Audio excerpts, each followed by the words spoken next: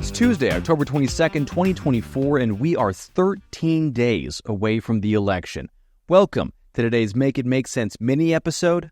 I'm Grant Harbs. Today on the show, Kamala Harris is making a full-court press to make sure her blue wall holds this election. If you don't know what I'm talking about, the blue wall is traditionally Wisconsin, Michigan, and Pennsylvania. And because they're states that traditionally vote for Democrats, that's why they're called the blue wall. And in fact, they haven't fallen in different directions since 1988. So the polling in these states has basically gotten as close as it can get. Right now, Harris and Trump are tied at 48% in Pennsylvania and Michigan, though when you look a little bit closer, she is up by less than a percentage point, so essentially nothing.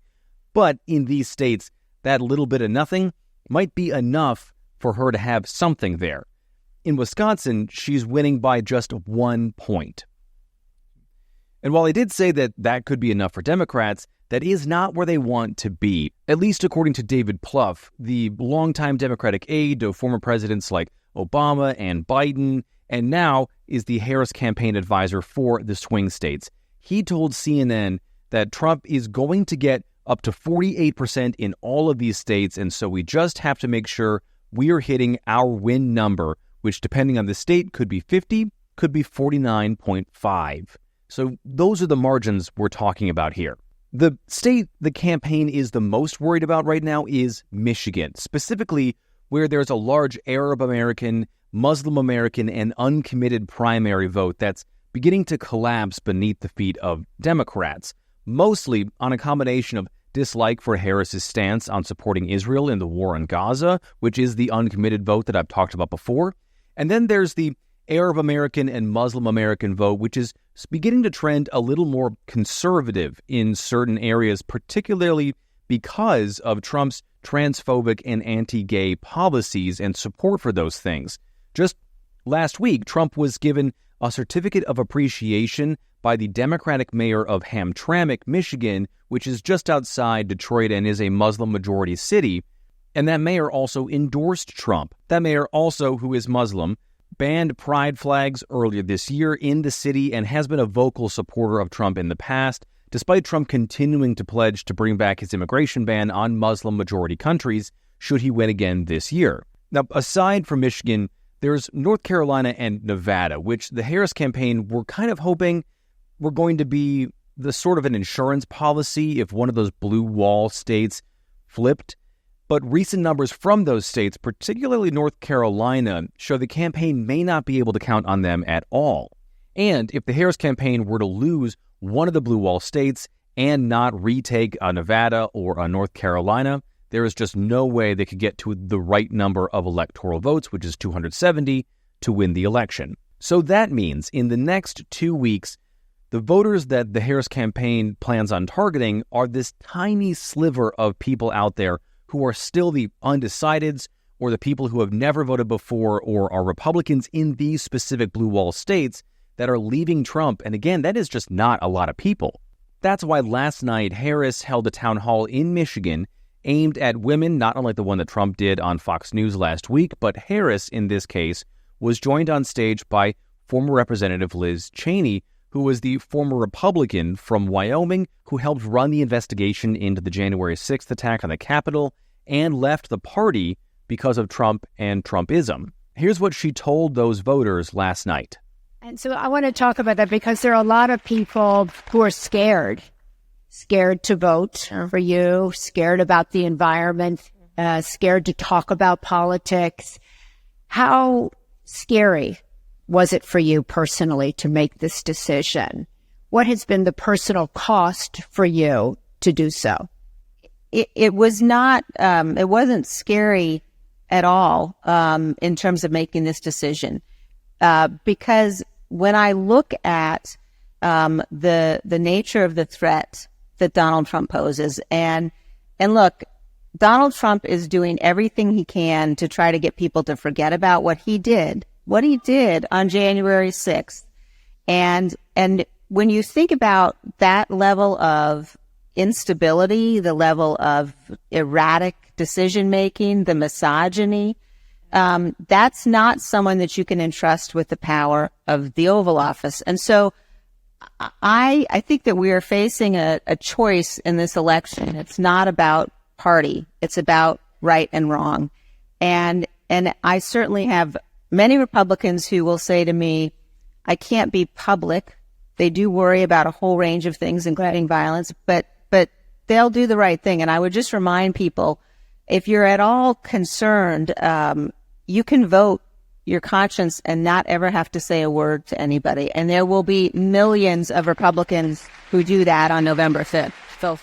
So it's an interesting message to those voters, and it's worth saying that that same thing happened in 2016, but just the other way around for Trump. It was a lot of people who said they weren't going to support him or said they were undecided, but when they got into the voting booth in privacy there, they voted for Trump, which no shame in that. That's how voting booths work. That's why we have them. But that was 8 years ago, and how Trump would be as president was still an unknown then, but it's still a message that could backfire on Democrats. And the Harris campaign is still nervous about this, which is why they're pouring money into Michigan, Wisconsin, and Pennsylvania right now. When you look at ad spending, Harris is still outspending Trump in every state except North Carolina and Pennsylvania. And those numbers are much, much, much closer than they have been in the past in this campaign, despite Harris raising an awful lot more money than Trump. They're also planning on hosting some big events, some flashy events in Michigan, including one with Eminem and another with Bruce Springsteen. They're also planning on having Harris and Walz do more events together in the next 2 weeks in these blue wall states, hoping to reach some more of those rural male voters. Since Walz was chosen as the running mate, they really have sort of been left out of the conversation of the campaign targeting, at least when Harris has been involved. They let Walz kind of do that on his own. All of this is also for nervous Democratic voters, which they tend to be in general, but they've been let down by their party's campaigns in the past when it comes to dealing with Trump specifically in 2016 and the primary this year before Harris became the nominee. And it actually reminds me of Michelle Obama's speech from the Democratic National Convention, where she pointed to this exact thing, telling Democrats they can't get in their own way. They have to get out of their own heads when things get tough. And right now, they are as tough as they are going to get. And it'll be interesting to see how Democrats and Democratic voters respond. Now, on the other side of the aisle here, Trump isn't really making any big plays to strip voters away from Harris. He's doing what he's always done, which is out of what I call electoral narcissism. He plays to his base. He has them rally around him. He attracts uninformed voters, though that Venn diagram is pretty much a circle most of the time between uninformed voters and his voters. And that's not a knock on those voters. I'm not calling them stupid. It's just the reality of those voters who pay less attention to politics have tended in the past to end up on Trump's side of these races. Trump is, however, going to be on the Joe Rogan podcast on Friday this week, which is the most listened to podcast in the country with 14.5 million listeners. And Rogan's interviews tend to be long and not at all combative. Rogan is known for spreading conspiracy theories and was flagged during the pandemic as spreading outright falsehoods about the vaccine and the COVID-19 virus itself. It's why in the last few years his show has been a haven for right-wing darlings, conspiracy theorists, misogynists, and racists, and the occasional guest who comes on to debate, quote-unquote, Rogan over these things. But nonetheless, this is a massive audience for Trump, who, like I've said before, is starting to pull back on interviews and events because the pace of the campaign is starting to get to him a little bit. So he may be able to pull a few people from that undecided category who listen to this show into supporting him because he's on their favorite show. But really, who knows?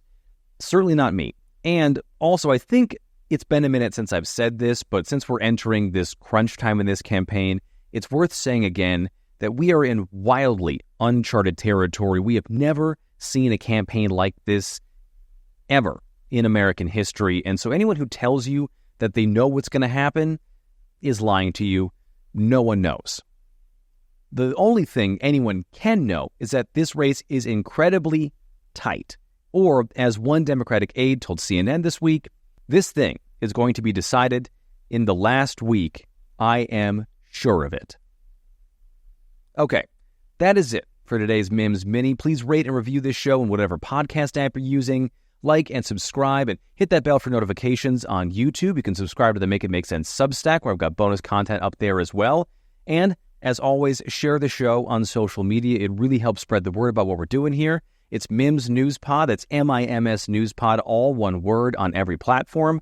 I am at Grant Herms on X and at Grant Herms TV on everything else.